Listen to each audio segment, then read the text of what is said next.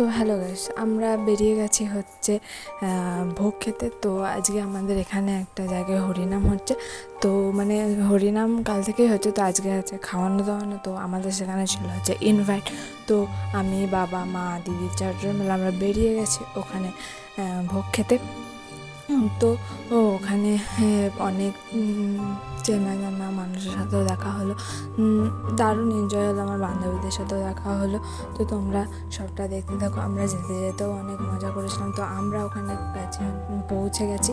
তো এখানে পৌঁছে গেছি, আর এটা আমার বান্ধবীর বাড়িতে ছিল। আর একদিক থেকে আমার বান্ধবীর বাড়ি, একদিক থেকে আমার বাবার বন্ধুর বাড়ি। তো এটাই। তো চলো এখন তোমরা দেখতে থাকো, আর আমরা খাওয়া দাওয়া করতে থাকি। খাওয়া দাওয়ার কি মেনু ছিল না ছিল সবটাই তোমাদের সাথে শেয়ার করার চেষ্টা করেছি।